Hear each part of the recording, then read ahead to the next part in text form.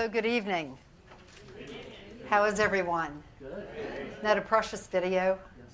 So I would simply say, because of our wonderful clients and our great partners all over the world, we are impossible to stop.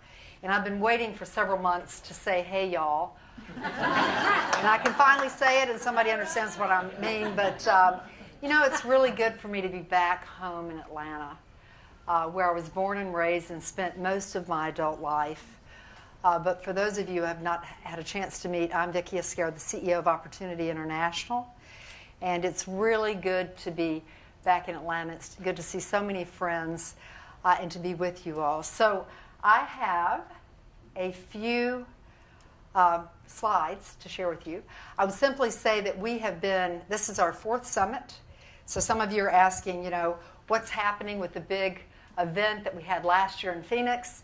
And we heard, because we were listening to you tell us how we could be better and be of better service to you. And you said, let's do small events around the country. And so this is our 4th. They've been very well attended. We've gotten good feedback. I hope you enjoy yourself tonight. But more importantly, I hope you'll let us know what you think about this evening and you know, what we can do better and what was really satisfying to you. A quick update on what's happening as far as opportunity goes. I want to remind everyone that our vision is a world in which all people have the opportunity to live a life free from poverty with dignity and purpose. So that's our vision. Our motivation, and we're really proud of this, is that we are called by Christ to love and serve the poor. And we serve everyone. We are really proud of that. We really follow the Good Samaritan's rule, who is motivated by compassion and crossed all ethnic lines. And so the thing I would share with you as we go through this evening is we've gotten very clear about this across the globe.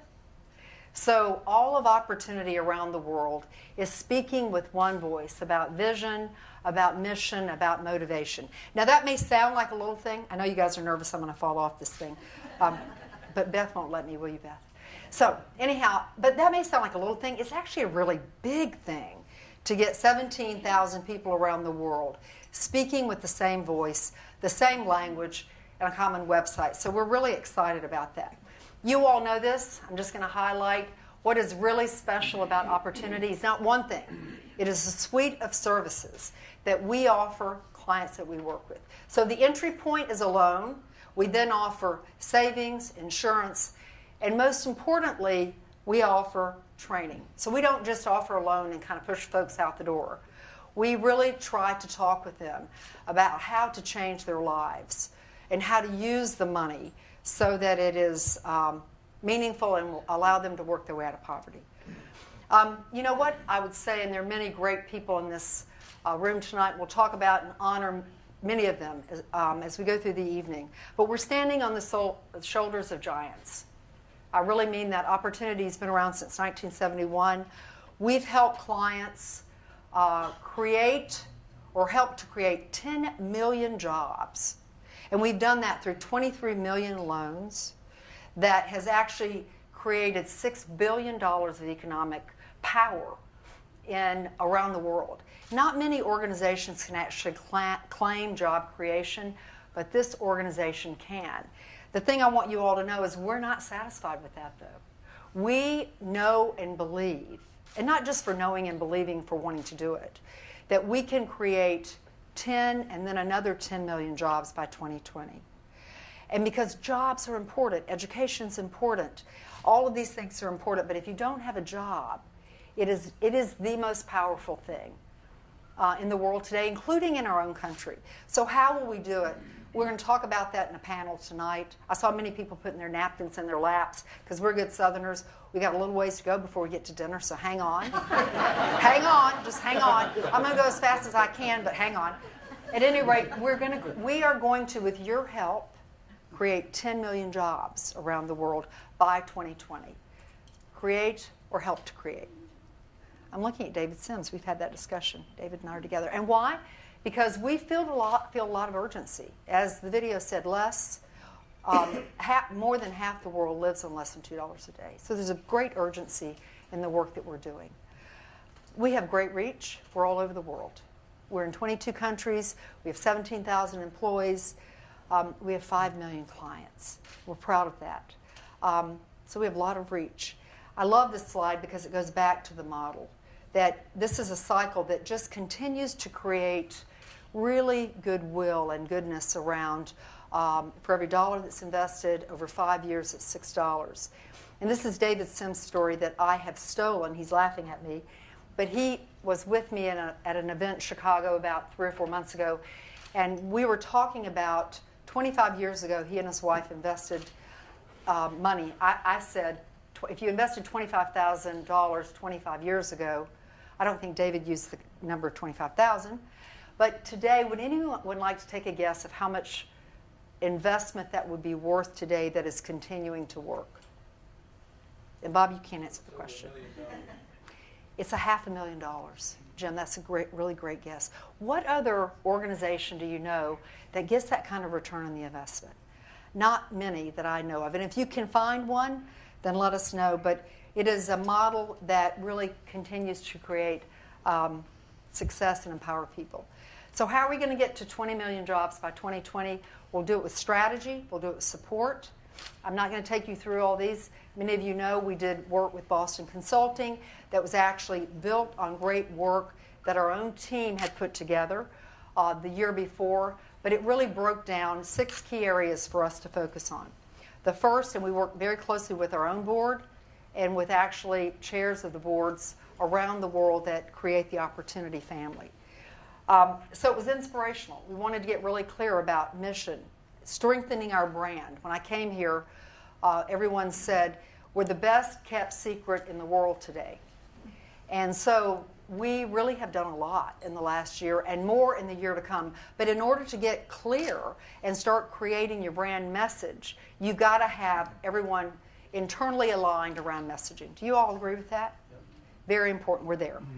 We also really need to get focused around our portfolio. And so making sure that we're in high need, high impact markets is what we're focused on. We need to expand our richness. So in some areas, we need to go deeper. You'll hear David Allman talk later this evening about work that he started with Donna around in Nicaragua with regard to community development. So going reacher is certainly something we're looking at. Leveraging best practices, diversifying our portfolios so that we not only can fundraise more dollars to help the poor, but also provide a funding base to support the assets that we have locked up in this organization. And then finally, simplifying governance. If I've heard it once, I've heard it 5,000 times. A year ago is, in fact, Bob Lawless, who's the chair of the Canadian board, said, who do I choke if something goes wrong? Well, I guess he gets to choke me now, so I hope I'm around with you all next year. I truly do, for a lot of reasons. But governance was tough to explain in the years gone past. And so today, we've simplified that so we're really clear about where donor dollars go, what is the impact, and how do you make those dollars work. Okay, this is our scorecard. I'm not going to go through all of it. It really gets at this 5 million clients around loans, savings, insurance, and such. And these are the things that we're focused on. We care about our clients, and so we're focused on 5 different areas, which is really our business plan. We don't intentionally focus on women, but as the video said, 93% of our clients are women. So when we go out to do loans, the women naturally are more attracted to trust groups, and so they repay their loans at 98%. And it's interesting, we were talking in a session earlier today about actually doing work with regard to what is happening with men in these families. We know anecdotally they're coming around, but we want to know more about that. So we'll be studying that as we go through the next year. We want to educate kids. We have a target of educating 2 million children in the next 3 years. And you all know the statistics. We all know for every year a child stays in school, beyond primary school, it increases both young boys and girls, their ability to earn by 10% when they graduate. Really important to educate kids. We want to create leaders. We've got 17,000 people that work with us. Leadership is the largest untapped potential in the world today. We want to deliver technology. I can tell Dennis is ready to come up here because he's got his notes and he's doing this, but I have to tell you one story. This is a fun story. Some of you have heard this. We've got a very big focus around mobile money because it really will change the places in the world that we are working in. And that is India, it's Africa, it's China, it's the Philippines, it's all over the world. But I was at a conference actually in New York, and I was at the United Nations, and it was when the UN was meeting. So trying to get into the UN was literally about 8 blocks back just to get in the UN.